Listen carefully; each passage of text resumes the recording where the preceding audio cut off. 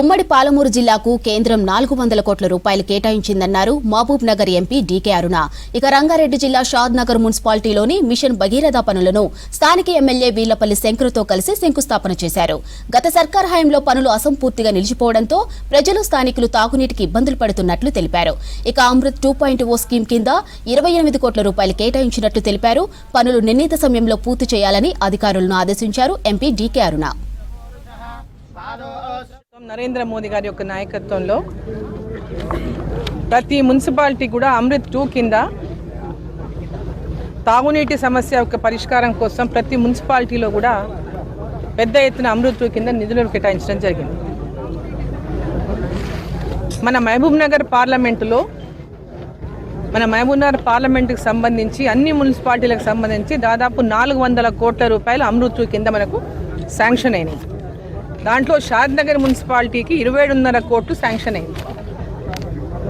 మహబూబ్ నగర్ నియోజకవర్గంలోని పార్లమెంట్ నియోజకవర్గంలోని 7 అసెంబ్లీ నియోజకవర్గాల్లో ప్రతి మున్సిపాలిటీలో కూడా అమృత్ 2 కింద ఈ యొక్క తాగునీటి సమస్య అంటే ఏ ఇంటికైతే ఇప్పటివరకు తాగునీటి కనెక్షన్స్ లేవో, మంచినీళ్ళ కనెక్షన్ లేవో, ఎక్కడైతే తగినంత నీళ్ళ సౌలభ్యం లేదో, నీళ్ళ ట్యాంకుల నిర్మాణం లేదో, లేదా పైప్ లైన్ల నిర్మాణం లేదో, ఈరోజు ఈ అమృత్ 2 కింద ప్రతి ఇంటికి కూడా నల్లా కనెక్షన్ ఇచ్చి మంచినీళ్ళు అందించేటటువంటి కార్యక్రమాన్ని కేంద్ర ప్రభుత్వం చేపట్టినటువంటి నేపథ్యంలో ఈరోజు షాద్ నగర్ నియోజకవర్గంలోని షాద్ నగర్ మున్సిపాలిటీలో ఈరోజు ఈ అమృత్ 2 కార్యక్రమానికి భూమి పూజకు ఇక్కడ రావడం జరిగింది.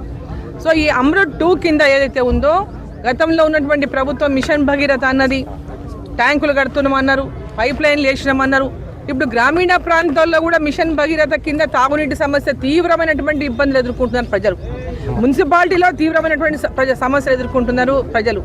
ఈరోజు ఎక్కడ పోయినా బోర్లు వేయండి, మాకు నీళ్ళు వస్తలేవంటటువంటి పరిస్థితి ఈరోజు తెలంగాణలో కనిపిస్తూ ఉంది. అంటే తాగునీటికి ప్రతి ఒక్క గ్రామాలతో పాటు, మున్సిపాలిటీలతో పాటు గ్రామాల్లో కూడా కట్టకట్టలు ఏర్పడతా ఉన్నాయి. చాలా సంతోషం.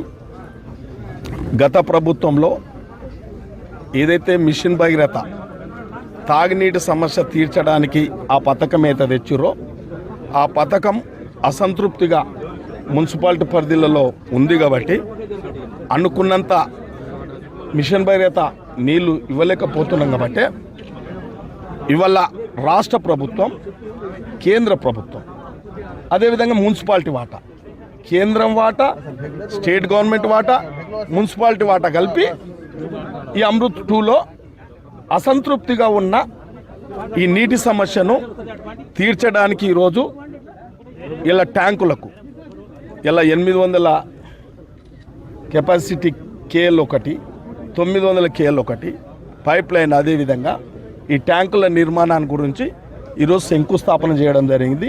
ఎంపీ గారు నేను కూడా కలిసి చేయడం జరిగింది. ఈ యొక్క కార్యక్రమం షాద్ నగర్లో దాదాపు ఒక 4,000-5,000 కలెక్షన్లు కూడా కొత్తగా ఈ నిర్మాణం చేసిన తర్వాత, ఈ ట్యాంకులు అయిన తర్వాత తప్పకుండా ఈ యొక్క అవసరానికి, పేద ప్రజల యొక్క అవసరానికి తాగునీటి సరఫరాకు ఈ యొక్క కార్యక్రమం తీసుకోవడం జరిగింది.